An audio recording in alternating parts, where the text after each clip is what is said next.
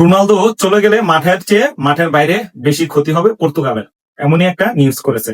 কি ক্ষতি হবে? আচ্ছা ভাই, একটা প্লেয়ার, তার বয়স 42 চলতেছে, সে কতদিন খেলবে ন্যাশনাল টিমে? তাকে বাদ দিয়ে কি দল সাজাতে হবে না? আমি বুঝতেছি না। আমার মতে ক্রিস্টিয়ানো রোনালদো বা মেসির এই লেভেলের যারা আছে, লুকা মডরিচ, তারপর লেভানডস্কি, এই লেভেলের যেসব প্লেয়ার আছে, তারা নিজেরা অপশন নিয়ে নতুনদেরকে সুযোগ দেওয়া উচিত।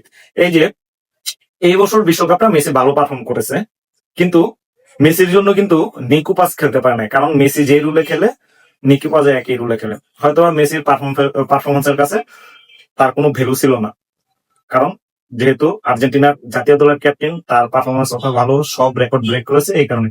সেম ক্রিস্টিয়ানো রোনালদো, কিন্তু মেসি আলো ছড়িয়েছে, ক্রিস্টিয়ানো রোনালদো আলো ছড়াইতে পারেনি। ব্যবধানটা এই জায়গায়। ক্রিস্টিয়ানো রোনালদো 6টা ওয়ার্ল্ড কাপ খেলেছে, কোনো অর্জন করতে পারে নাই।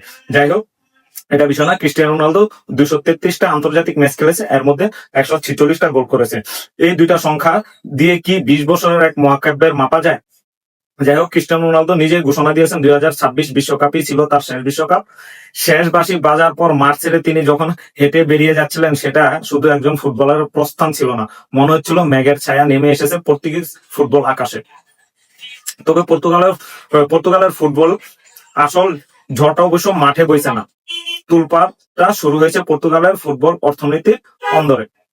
প্রশ্ন উঠেছে, পর্তুগাল ফুটবল কি এতদিন ধরে আসলে একটা দেশ ছিল, নাকি কেবলই একটা মানুষের নাম? পর্তুগিজ ইনস্টিটিউট অব মার্কেটিং অ্যাডমিনিস্ট্রেশনের নির্বাহী পরিচালক দানিয়েল সা এক সাক্ষাৎকারে রুর সত্যটাই বলে দিয়েছেন। বিশ্ব ফুটবলের সামনে ব্র্যান্ডের দৃষ্টিকোণ থেকে বললে কথাটা কঠোর শোনাবে, কিন্তু রোনালদো একটা পর্তুগালের জাতীয় দল এবং আর অগণিত দেশের সমন্বিত আকারে চেয়ে তুলনাহীনভাবে বড়। তিনি কোনো ট্রফি বা গোলের হিসাব দিচ্ছিলেন না, বলেছিলেন সেই এক মধ্যাকর্ষণ শক্তি কথা, যা দিয়ে এশিয়ার প্রত্যন্ত অঞ্চল থেকে শুরু করে লাতিন আমেরিকা বা মধ্যপ্রাচ্য কোটি কোটি মানুষের টিভি পর্দার সামনে সেটে রাখা যেত। টিভির ব্রডকাস্টরা যখন পর্তুগালের ম্যাচের সূচি জানায়, তারা কিন্তু ব্রুনো ফার্নান্দেজ বা রাফায়েল লিয়াউরের ছবি দেখে সম্প্রচার বিক্রি করে না, তারা বিক্রি করে সোশ্যাল মিডিয়ায় 100 কোটি অনুসারী থাকা এক মহামানবকে, যার YouTube channel U R Cristiano চালু হয়েছে মাত্র 90 মিনিটে 10 লাখ সাবস্ক্রাইবার পেয়ে গিয়েছিলেন। 2 দশক ধরে পর্তুগিজ ফুটবল ফেডারেশন প্রতিটি স্পন্সরশিপ, প্রতিটি বাণিজ্যিক চুক্তি আর মিডিয়া সত্ত্ব নথিতে অদৃশ্য পাতায় একটা না লেখা সই থাকতো। ডানিয়েল তার ভাষায়, তিনি সেই এক সত্তা যার নাম ভাঙিয়ে 20 বছর ধরে ফেডারেশন পর্বত প্রমাণ চুক্তি আর কোটি কোটি ডলার পকেটে পড়েছে। এমন একজন থাকলে তো হয়ই। তবে ক্রিস্টিয়ান চলে গেলে কি পরিমাণ আন্তর্জাতিক আর বিশ্বজুড়া মনোযোগ মুহূর্তের মধ্যে দিয়ে হারিয়ে যাবে, সেটা মানুষ এখনো ধারণা করতে পারছেন না। তবে এই জায়গায় একটা কথা বলে রাখা ভালো, যে দুনিয়া কারোর জন্য থেমে থাকে না।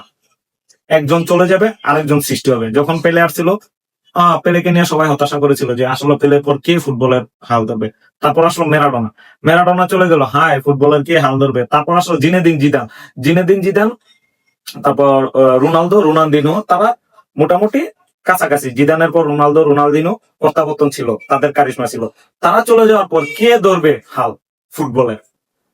ক্রিস্টিয়ানো রোনালদো, লায়নেল মেসি 20 বছর ধরে টানা ফুটবল দর্শকদের এক উপভোগ দিয়ে গেছেন এই দুইজন মহাতারকা। তারা চলে গেছে, চলে যাবে। তাদের পরবর্তীতে তো কেউ আছেই, বর্তমানে অনেক জেনারেশন আছে, তাদেরকে নিয়ে তো আমরা থাকতে হবে। একজনকে নিয়ে তো আর ফুটবল পরে থাকবে না। তারা বয়স হবে, তারা চলে যাবে, নতুনদেরকে স্বাগতম জানানো হবে।